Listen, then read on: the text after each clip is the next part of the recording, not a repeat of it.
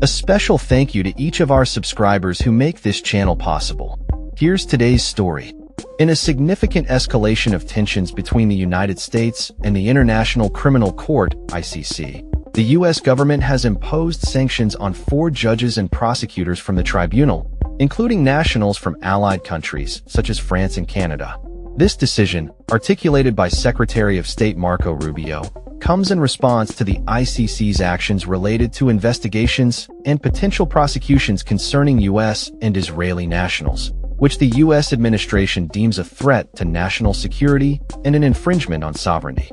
The 4 individuals targeted by these sanctions include Judge Nicolas Guillou from France, who is currently overseeing a case involving an arrest warrant for Israeli Prime Minister Benjamin Netanyahu.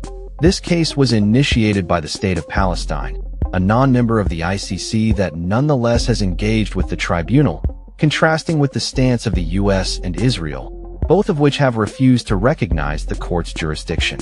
Also included in the sanctions is Canadian Judge Kimberly Prost, who has been involved in authorizing an investigation into alleged war crimes during the Afghanistan conflict, including actions by U.S. forces.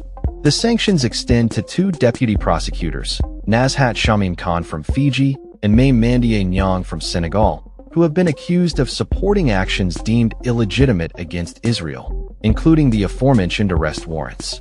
Secretary Rubio's statement emphasized that these individuals are being sanctioned for their direct involvement in efforts to investigate, arrest, or prosecute nationals of the U.S. and Israel without their consent. This marks a continuation of a broader pattern of resistance from the Trump administration and now the Rubio-led State Department against the ICC, which they claim has engaged in overreach and politically motivated actions.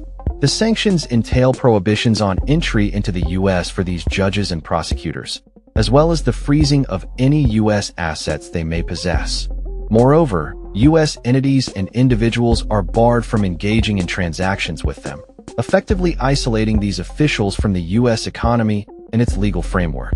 This move is perceived as a notable shift in diplomatic relations, particularly given that sanctions of this nature are typically reserved for adversaries rather than allies. In a statement released by the ICC, the court denounced the U.S. sanctions as a flagrant attack on its independence. The ICC, which operates under the jurisdiction of 125 member states, reaffirmed its commitment to its mission, stating that it would continue to pursue justice for victims of atrocities without being deterred by external pressures. The ICC's response highlights a growing rift between the U.S. and international judicial bodies, as the court has been viewed by many as a necessary institution for upholding international law and accountability. Critics of the U.S. sanctions argue that they undermine the rule of law and the principles of justice that the ICC strives to uphold.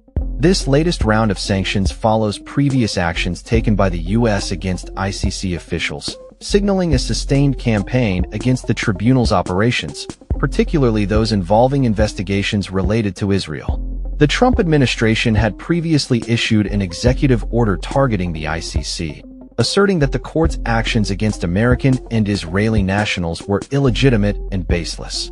The implications of these sanctions extend beyond the immediate individuals involved. They may also affect the broader relationship between the U.S. and its allies who are members of the ICC. As the international community watches closely, the actions taken by the U.S. could set a precedent for how nations engage with international legal institutions and the extent to which they are willing to accept or reject their authority.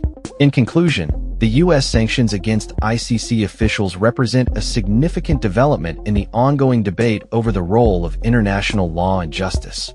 As the ICC stands firm in its mission to pursue accountability for crimes against humanity, the U.S. position raises important questions about the future of international cooperation in the realm of justice and human rights. That's all for this story. We upload videos every day covering many different subjects, so hit that subscribe button to stay informed. Thanks for watching.